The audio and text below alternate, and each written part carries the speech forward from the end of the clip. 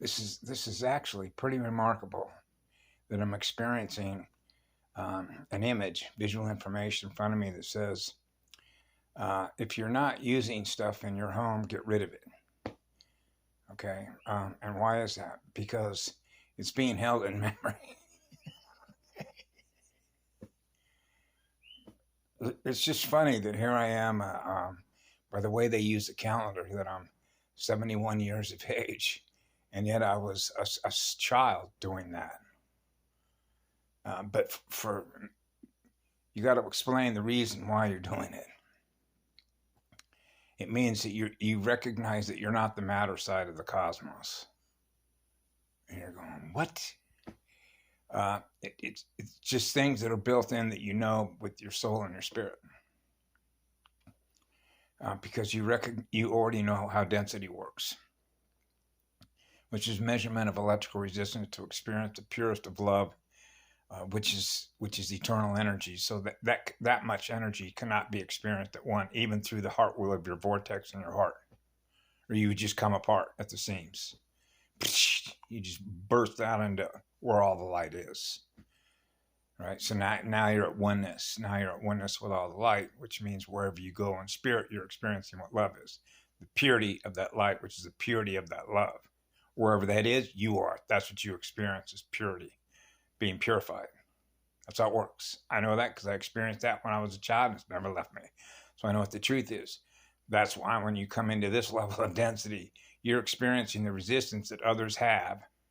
You know what a resistor is on a motherboard, right? Circuit board. That's what it is.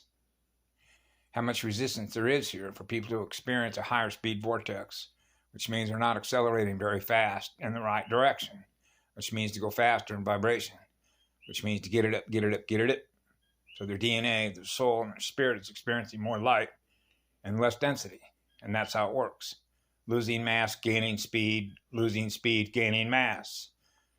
Okay, so that's the gravity side of things. Right? Compression, sound compression, expansion. Just like the way you breathe out. Just like when I go outside and during the day when the sun's out, I breathe in rhythm, sinus rhythm, right? With your vortex, which is your heart wheel. So I'm breathing with the sun. Got a rhythm going. Yeah, baby, let's go. And as I was doing that today, I could see her going pink. Come on, pink all across the whole sky. Right? Yeah. Pink roses. Pink diamond heart, right? Diamond crystal rose heart. Change the colors. Now it's emerald. What colors do you like? If there's a mother in you, you probably like baby blue, yellow, pink, right? All the colors, actually, if you're an artist and want all the colors like I did when I was a kid. I wasn't happy with the small box of crayons when I saw in a drugstore one day the big box.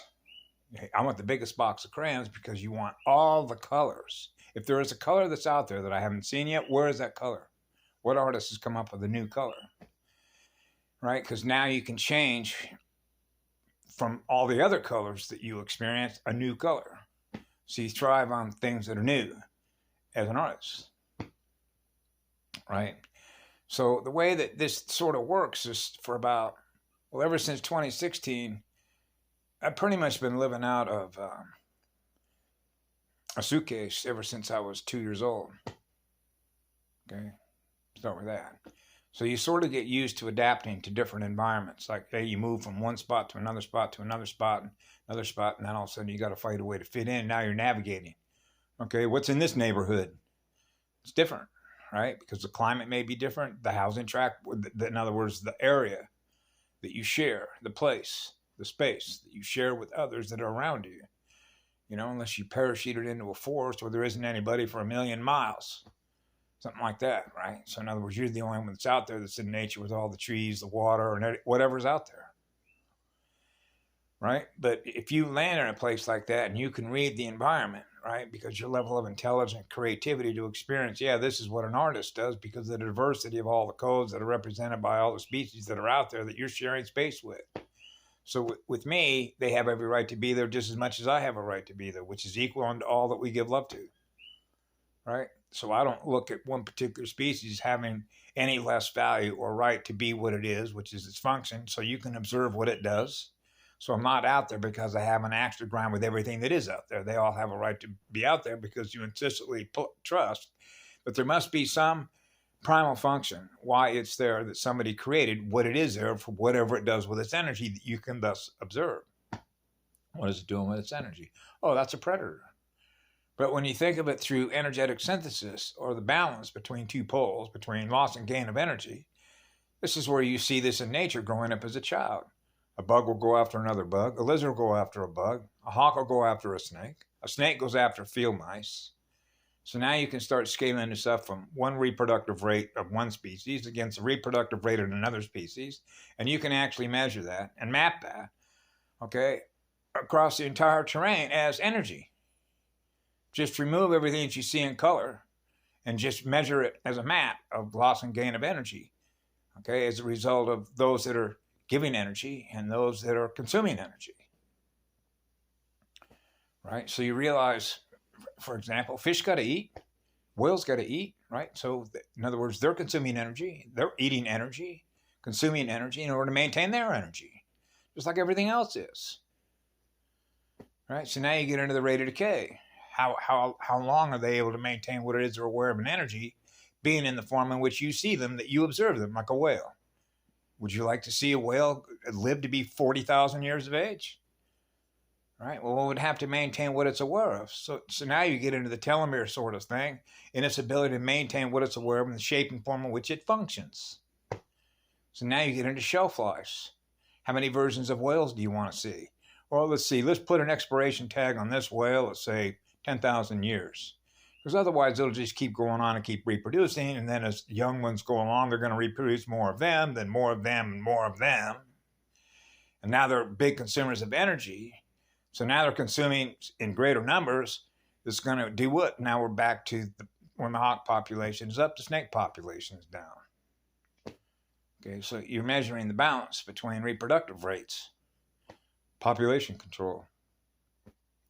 And you can map the development, okay, of what they're learning as a result of being able to observe you, what you're doing. That's like when you have a relationship with a dog, right? The dog learns through you who you are, the energy that you are. Are you friendly with your dog? Are you friendly with your cat? Are you friendly with your pets? Right? Can they actually express themselves and have a telepathic relationship with you?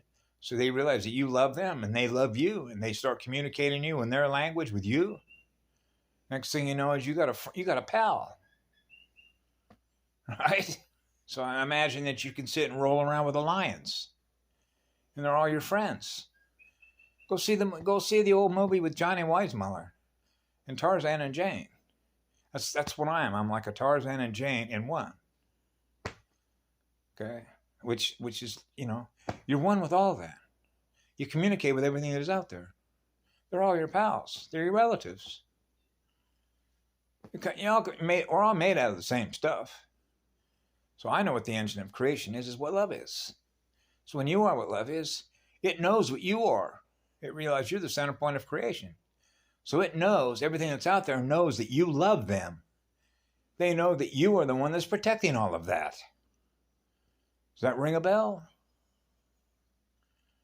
Okay. Isn't that what fathers and mothers do? So when it comes to what you're getting rid of, what you find now, and this is where the mirrors come in, is as people begin to wake up, they begin to realize how their consciousness was trapped into a system that didn't serve them by being held captive by a money system that didn't serve them. Okay, because all you have to do just in the shortest period of time that I lived, just going from 1950 to now, right? I provided many examples, okay? And this is where you get into, and this is what's really funny, when I looked at some numbers 10 or 15 years ago, with the purchasing power and the comparison between electrons, protons, and neutrons was 300 to 1. Now that just happens to be one molecule of water will put out 300 units of heat. The accelerator of fire, right? So you realize you need a lot of water to cool that engine down. So now translate that through numbers held in bank accounts. and electrons in cells, or if you will, slave batteries. So what they begin to realize is that they were told on all the mass media platforms, you need us, which means you need to buy all this stuff. See, you need all this stuff. So now you're into the endocrine system and how to, just like clickbait, kickstart an endorphin. So you see little children when you go into a Walmart, and Walmart are experts at knowing exactly where to place things. Go, oh, well, I want that. Impulsive buying. So they're experts in the way that they color and code this stuff through AI, through artificial intelligence. Next thing you know, you're attracted to all this stuff. Oh, so you want all this matter stuff. This is the material side of things. So now you become to realize it takes energy in order to produce and generate all those artifacts, which is a simulation. So now what you're doing is you're spending an enormous amount of money accumulating electrons through the work that you do to generate more artifacts that come out of everything that nature produces, which is living energy, and convert it into dead energy. So they're inverted. See, they're going in the other direction. So this is sort of how you see the difference between, for example, people that I grew up with that prefer to be in nature, which means you're not required to have a lot of stuff. As a matter of fact, what I found out where I lived in a treehouse, I didn't need to go to work at all. Everything was already being provided for you by Mother Nature, Mama, Gaia. Yeah. So now you're in harmony with that. Next thing you know, your vibration, your speed goes up. Now you're healthy. Wow, I got the Pacific Ocean right there in front of me. I'm swimming in that every day. Right? So that's called getting cleaned up. And then you got fresh water coming out of Mount Royale, which is 607 inches of ether a year in water vapor coming down through those waterfalls. And that becomes the water we drink. And then you got plenty of coconuts, avocados, passion fruit, guava fruit, star fruit, bananas, pineapples. My God, what else? I mean, my God, everything, you know how good fruits are for you, right? And most anything that's green you could eat just like a cow does. So your energy goes way up. So you realize that Mother Nature provides you high energy stuff. Plant medicine, musical plants. So that means you're choosing that side of the universe. Living energies. Being with a living spirit, with a living goddess. Okay? So now you know the engine to be with. That's the side you choose. That's a pathway. That's the spiritual pathway to be with a powerful spirit. Now you're with Mama. Now you're with her spirit. So you can tell the ones that are and aren't. That's why they wanted to wipe the memory, reprogram, say you can't ghost dance, you can't rain dance, you can't do any of your normal traditions and culture as spirit. So the idea is to convert your language into a new language, which is to be reprogrammed, so you become something that you were before, but not anymore. Now you don't remember who you are. You don't remember the ancient spiritual knowledge from ancestral spirits that were the guides. That's called assimilation. Now you've been assimilated into the board, into the hive. Now you're a part of that system. Okay, so that's, I mentioned this a long time ago. Now you're participating with the mob. Okay, because you lost your memory. Otherwise, why would you be working in a high-rise building that's going to get occupied by a bunch of Wall Street guys? They're going to be the ones that are the enemy of your souls. So you're helping them to build their empire instead of trying to tear it down because it doesn't work. It's inverted. Everything that they build collapses on itself. It doesn't have a future. That's obvious. That's why when Patty Broussard pretty much put that out there, it's like, I know. And for me, it's painful because you already know they don't have a future going in that direction, doing the things that they do in that direction. So it's like, they're not very intelligent.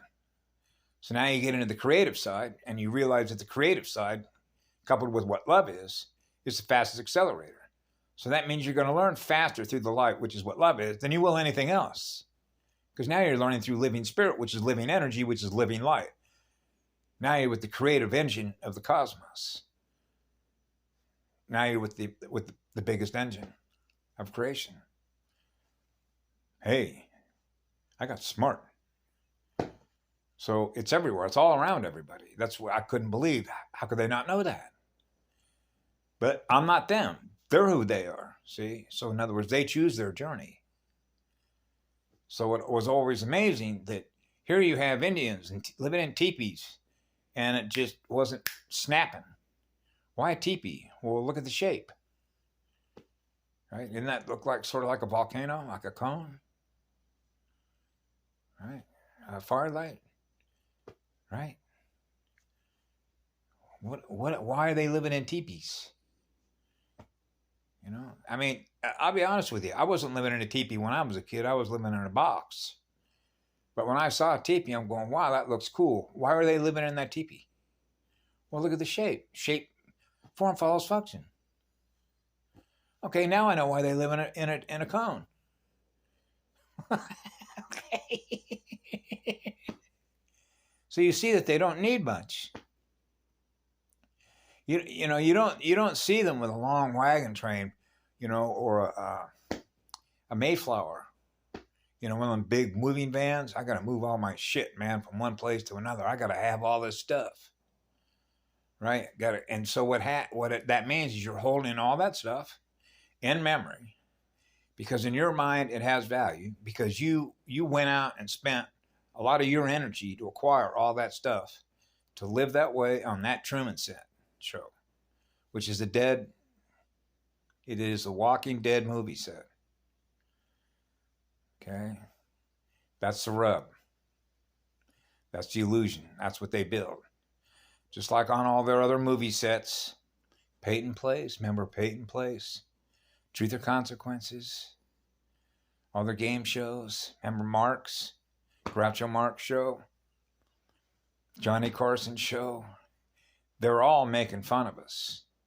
The joke is on us. That's why George Carlin spelled it out. You're not in their club.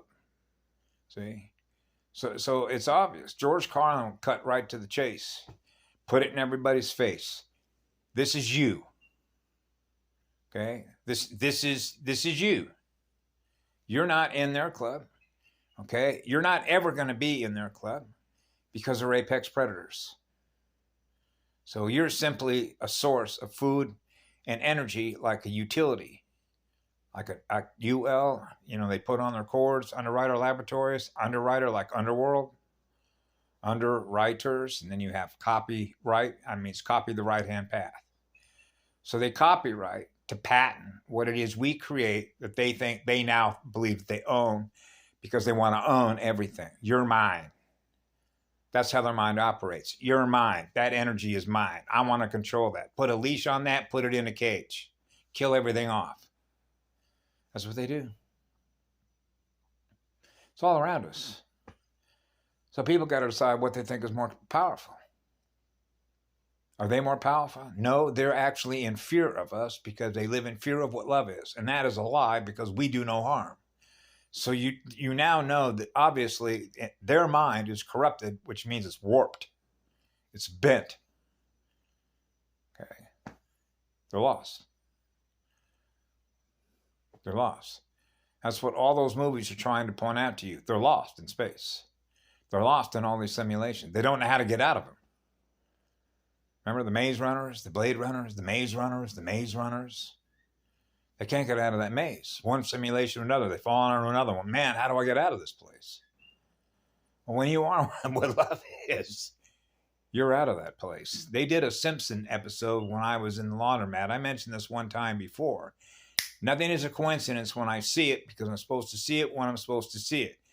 Because I'll give you an example. In order for me to be able to experience what happened in that Reno, it means that I had to get on the bus at the exact time that I got on that bus. I had to be on that bus at that moment at the Reno bus terminal, which means there are other buses going the same way. But no, it had to be that bus, because if it wasn't that bus, it was going through all that traffic. All it had to do was stop at a red light long enough for me not to have seen what was on a TV screen about 12 or 15 minutes later. So that means that the timing of this had to be right on time in order for me to be sitting down, waiting for my dryer to go, warming my clothes. And all of a sudden I looked up, and on the screen there, I saw the lady Simpson. And I only saw what was on that screen for maybe a minute. That's it, because that's all I was supposed to see, was to see this lady that was there in her house where there was some guests there. She realized I'm in a loony bin. How am I going to get out of this maze? I'm in an insane asylum. Okay, this is crazy what people are doing. She's trying to escape, so she's going into her inner mind, her higher mind, trying to figure out. There's got to be a way out of here. You know, love will find a way. She found a way, and then all of a sudden you see the schematics, the illustration. When all of a sudden she has, wow, bang! She remembers the first love vibration. Now she's out. So it's not a coincidence that they code this stuff into these cartoons, these animated programs, okay, that are talking to you, communicating to you in code. Okay, other people will just look at that and not translate it. But if you are what love is, you immediately translate it. So that's like a little snippet. I mean, if I'd have been at a signal, or sometimes on what is it, Virginia, South Virginia, that street is a busy street. And a lot of times you can't get across that street to get where I was going to that laundromat, where I might have to wait for a minute and a half. That scene would have been over. And then would have moved on to other scenes, which means I wouldn't have experienced what was on that screen at that moment. See how that works? So there's codes going on all in the field, like in the Matrix, codes. You're translating the visual mathematical codes of what's happening all around you wherever you go, and you're picking up these codes, and you realize what's happening. People are waking up.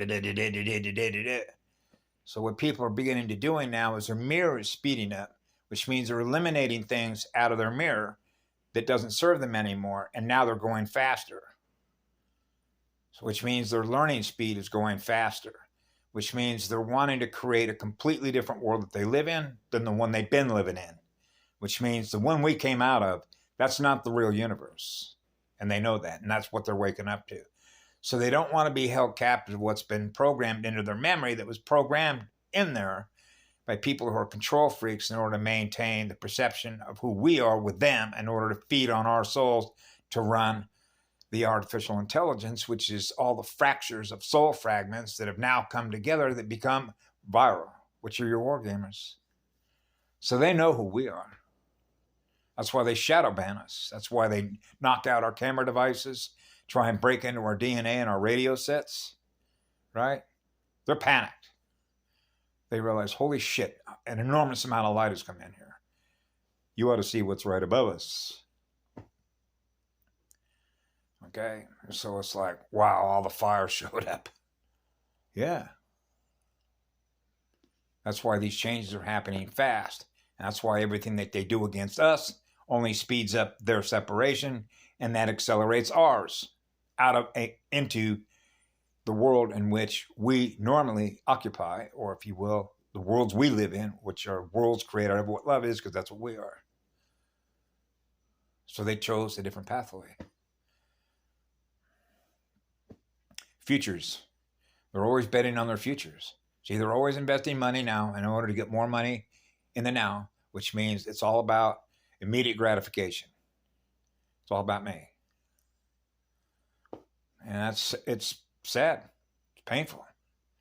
You know, but on the other hand, you want them to have everything that makes them comfortable, that will improve their lot in life. You don't want them to suffer in any way. Right? It's the method by which they do it, which is to hold other energy captive to feed on others, which means you're never going to catch up to zero. So anyway, it's fascinating to be able to experience so many others that realize that they didn't need all this stuff. When I first saw my mother's, well, it wasn't the first time, but it's when it really hit me the hardest. When I was in my older teenage years, and I walked into my mother's walk-in closet, and there must have been 50 pairs of shoes there. And I'm going, my God.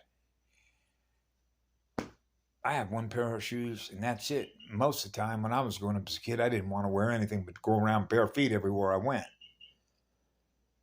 Right? With thick calluses on the bottom of my feet where I could basically walk across anything.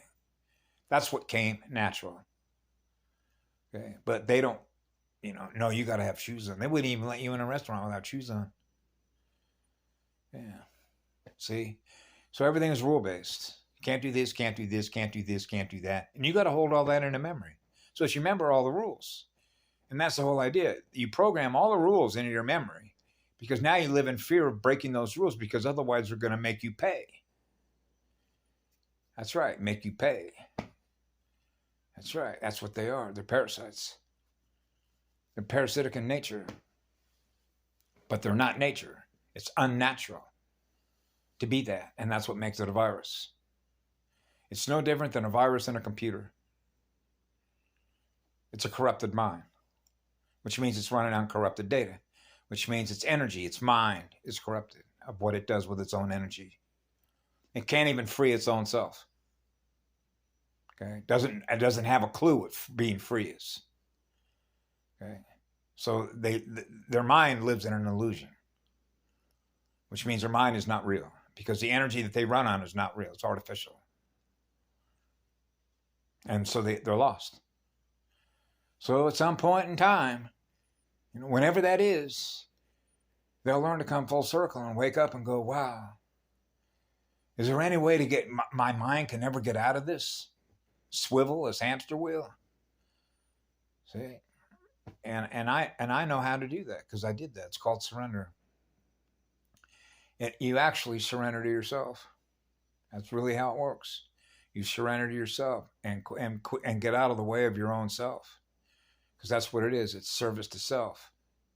The problem is self because the self doesn't want to surrender its energy so that you can be an energy giver instead of an energy taker because an energy taker only has a limited shelf life before the universe moves on.